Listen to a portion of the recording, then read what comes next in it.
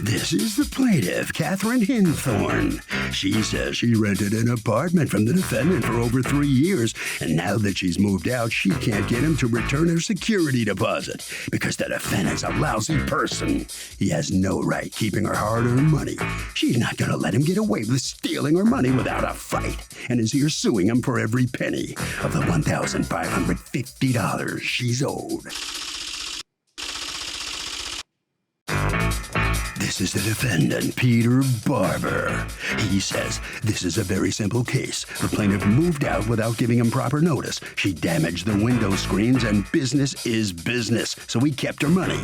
In fact, she shouldn't have sued him because she owes him even more money, and he's going to get it from her today in this court because what's right is right. He's accused of lousy landlording.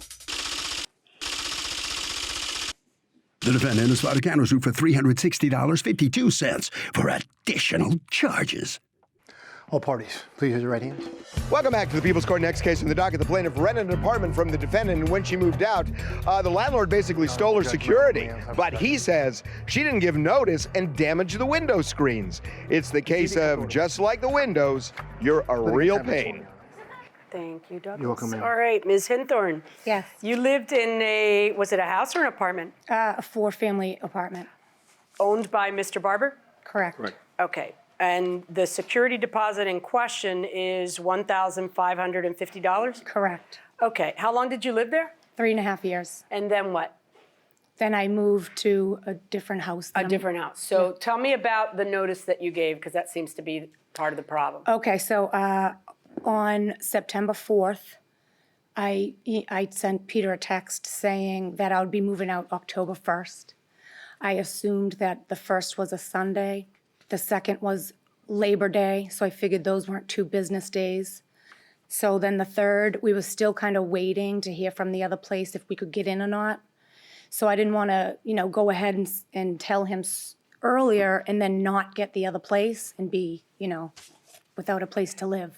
Now, did you have a lease with him ever? I had a lease for the first year. Okay. And then after that, it was tenant at will.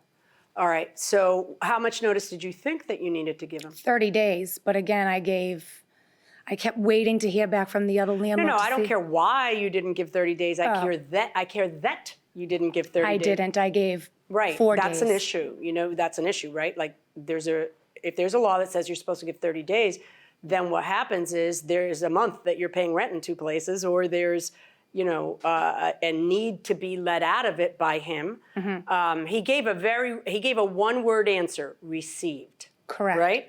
Now, spoken like a man who has been burned on this issue before. You chose your word, I was going to say words, but word very carefully.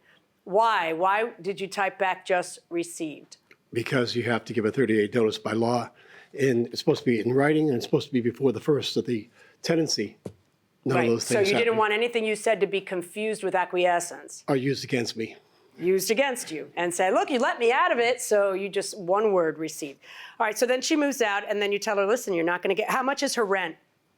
Her rent at that time was $1,550. Okay, so you tell her you're not going to get, and by the way, when did you move out? I moved out October 1st. Oh, well then, okay, but you were supposed to have moved out in September. The 29th, well, Peter did send me a text saying, Catherine, just a friendly notice, you need to be out by the 29th. I responded with... Why the 29th? The 30th, excuse me. Oh, 30th. that sounds right. Excuse me, Okay. sorry. The 30th, and so I sent him a text back saying, our next place isn't ready until the 1st. Yeah, these Can are we all stay you till the problems, 3rd? though.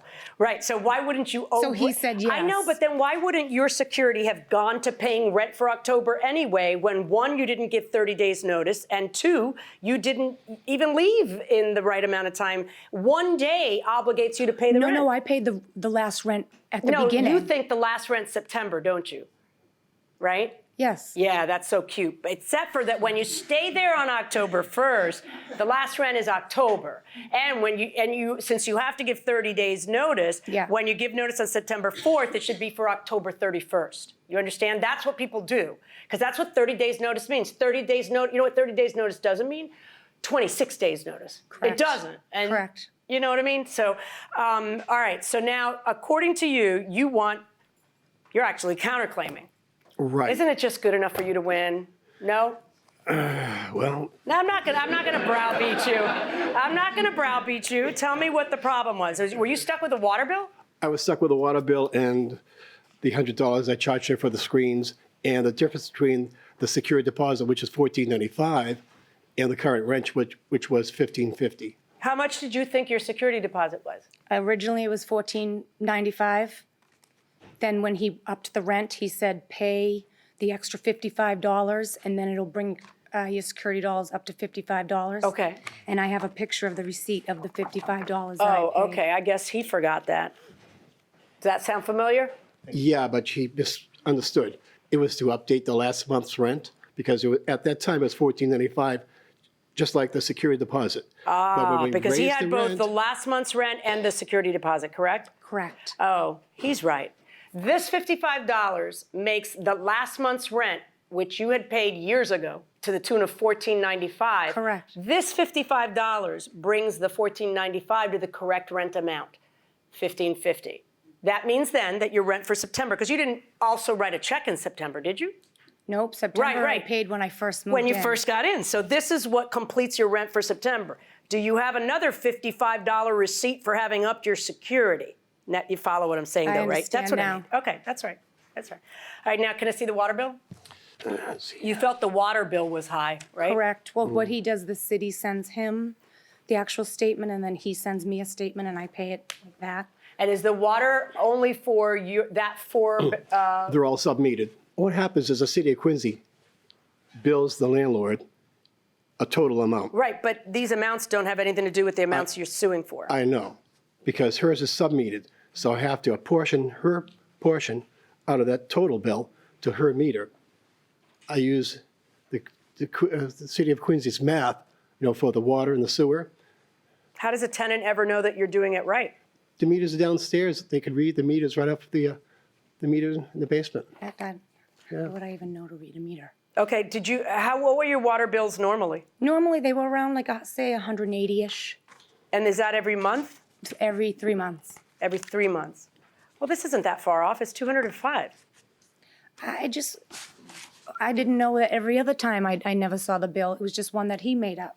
Yeah, so did you go downstairs to check what your... I don't know what to read on the meter. All right, okay, I get it. When the landlord says received, is he waiving his right to a 30-day notice? No. Okay. Going inside the courtroom. You should have left well enough alone, sweetheart.